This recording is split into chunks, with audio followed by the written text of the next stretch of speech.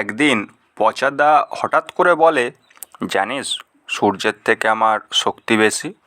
তো আমরা বললাম, কেন, কিভাবে? তখন পচাদা বলল, আরে আমার শ্যাডো ফেলতে সূর্যকে প্রতিদিন উদয় অস্ত যেতে হয়, তবুও আমার শ্যাডোকে আমার থেকে আলাদা করতে পারে না।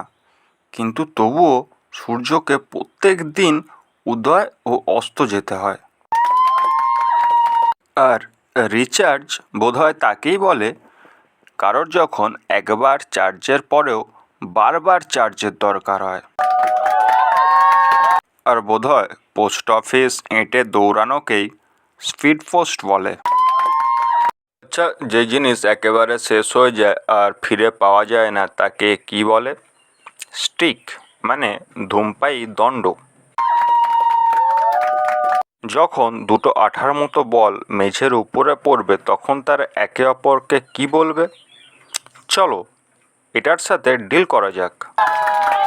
লাইফের সব থেকে বড় দুর্ঘটনা বোধহয় আমরা যখন প্রেমে পড়ি।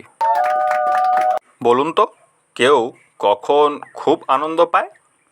যখন তার খাওয়া কলার খোলাটা রাস্তায় ছোড়ার পর কেউ খুব জোরে কাছার খায়। সবাই বলে, যেমন কুকুর তার তেমন মুগুর, কিন্তু ভদ্র কুকুরের জন্য ভদ্র মুগুর। ঠিক যেমনটা বিয়ের পর হাবি।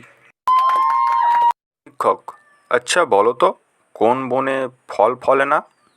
তখন ছাত্র বলল, স্যার, যৌবনে। আচ্ছা, আমাদের লাইফের সেরা মিস্টেক কি? কাউকে প্রপোজ করা। আমাদের লাইফের অন্তিম ঘাট কি? আগে ছিল চিঠিঘাট, আর এখন মোবাইলের নেটওয়ার্ক।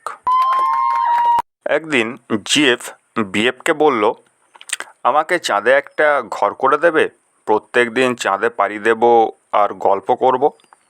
তখন বিএফ বলল, এখনও সুতো চেনে না, এখন আবার পৈতের লক্ষ্য। আচ্ছা, ছেলেরা যখন মেয়েদিকে প্রপোজ করে কি বলে তখন? তুমি কি আমার হবে? কিন্তু সেই কিটাই যখন বড়সড় গারদের মতো চেপে বসে তখনই বোধহয় টের পায়, ঠিক যেমনটা একটা বোঝা বানিয়ে দেয়। আচ্ছা, তাহলে সময় কখন হাসে? বোধহয় ছেলেটা যখন তার বুঝতে পারে কিন্তু তার কাছে কোনো সময় থাকে না হাসার জন্য, তখনই সময় হাসে। সব রসকথাই তো সবাইকে হাসায়, তাহলে সবাই হাসে কখন? বোধহয় যখন রস বলে আর কিছু থাকে না তখনই সবাই হাসে। বসুন্ধরা বোধহয় তাকেই বলে যে একলা সুন্দর ছন্দ ধরে নিয়ে বসে থাকে। আমাদের জীবনের রুল অ্যান্ড রেগুলেশন কি?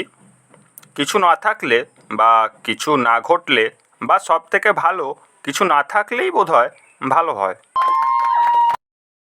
একদিন আমি তো অবাক, এক ব্যক্তি ফুলশয্যা ঘরে ঢোকার মতো স্টাইলে বাজারে গিয়ে বলে, আলু শুদ্ধ গাছ হবে।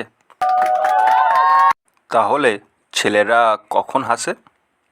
ছেলেরা তখনই হাসে যখন ওই ছেলেটা চোরাবালিতে নিজেকে পুরোটা ঢুকিয়ে দেওয়ার পরেও কোনো কিছু বোঝার চেষ্টা করে না, তখনই ওই ছেলেটা হাসে। সবাই চাল কুমড়ো বলতে চালে থাকা কুমড়োকে বলে, কিন্তু ভেবে দেখেছ কি, যারা চাল মানে কুমড়োর মতো বুদ্ধি নিয়ে চলে তাদেরকেই বোধহয় কুমড়ো পটাশের দলের চাল কুমড়ো বলে। বলুন তো, আমরা মাদুলি পড়ি কেন? কারণ আমরা ভুলে যাই যে আমরাই বোধহয় সেই জড় পদার্থ। আচ্ছা, সবাই বলে দার্জিলিংয়ের চা নাকি খুব কুল, তাহলে কি জলপাইগুড়ির চায়ে বৃষ্টি থাকে?